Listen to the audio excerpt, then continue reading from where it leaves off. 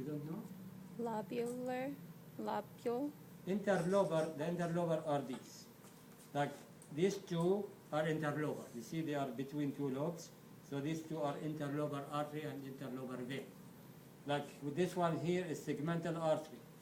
This is renal artery, segmental artery. Okay? Then interlobar artery, interlobar vein. Then arcuate artery and arcuate vein. They are the junction. Then these ones are called cortical radiate artery and cortical radiate vein. So from this one here, you see, these are the arcuate artery and arcuate vein. Then this is a cortical radiate artery that gives a small branch which is called efferent arteriole. So this is efferent arteriole, then the glomerulus, the capillaries, then efferent arteriole that comes out. And you see these two nephrons. What do you call these two nephrons in the cortex? You see the two nephrons, 2000, we have 2000 nephrons. One is very close to the medullary junction. One is away from the corticomedullary junction. So this is further away from the corticomedullary junction. This is closer. What do you call the one which is away first? I don't know. From the cortex, you call it cortical. Cortical nephron. This is in the cortex. Cortical. This is in the cortex also, but you call it juxtamedullary. Juxta means close to or next to. So juxt or near the medulla. So juxtamedullary nephron. This one. This is the one that has a long lobe of Henle. You see the long lobe of Henle, which extends very deep in the medulla. Can you see it? Then you would know that this is juxtamedullary in type. This one is cortical. You see the lobe of Henle is not very long. This is another difference. So the difference is the location of the corpuscle. Second is the length of the lobe of Henle. Third is the efferent fiber here, the efferent arteriole here. The efferent arteriole makes peritubular capillaries. Peritubular capillaries. The efferent arteriole here makes vasa recta, which are the capillaries around the loop. They go along with the loop. They are called vasa recta. So efferent arteriole here makes vasa recta.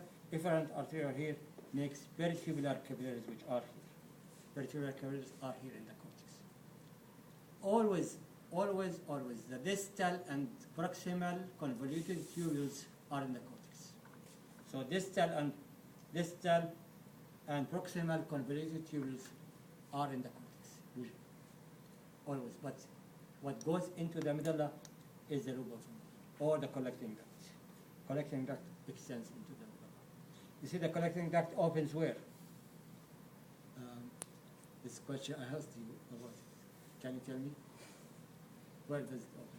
Collecting duct. It does not go to the bladder. It does not go to the. It opens here at the tip of the pyramid. What is this? Tip of the pyramid. You see? It's an apex something. The papilla. It's called papilla. Now, you see this is one pyramid. Up to here is a pyramid. There's medullary pyramid or renal pyramid. Now, if you add to this the associated cortical tissue, then what do you call together? Lobe. So this is one lobe. See? That's what you mean by a lobe. A lobe is the cortical tissue that is associated with one pyramid. It's called one lobe.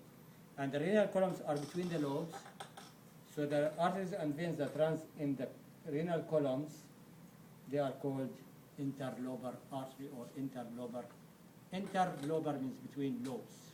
So interlobar artery or interlobar vein. Now, how can you tell? Now, in the practical, I will put an arrow on number 3, for example, number 3. And I tell you, mention which limb of the lobe it is. Which limb? Is it ascending or descending? How do you know that this is descending or ascending limb? What's descending? Is it descending or ascending? Descending. Descending. Descending. How did you know? Because it's proximal to the. Yeah, start with the capsule. This is the capsule. start with the capsule, go along with the proximal convoluted tubules first. These are proximal convoluted tubules, which are very close to the capsule. Then this is the descending limb. This is a 10 segment, and then 10 segment again, then 6 segments. But this is descending limb, and then ascending limb of the lobe of Henle, and then distal convoluted tubules that they open in the collecting ducts. So the ones that open the collecting ducts are distal convoluted tubules. The ones that they come out from the capsule, they are proximal convoluted tubules. And to know which one is descending or ascending, you follow the path. From the capsule, the one that goes downward is descending, the one that comes upward to the distal is ascending. And do not follow the direction whether they are left or right. You know, left or right, they can be switched. So do not look at whether they are left or right, because like in this one, this part is descending. How about in this one? Where is the descending limb? Can you show me the descending limb in the other one? Right side. It is this side. This is descending now, and this is descending. See? So left or right does not help you. And you have to follow the direction of the flow from the capsule or from the collecting duct. Then you would know.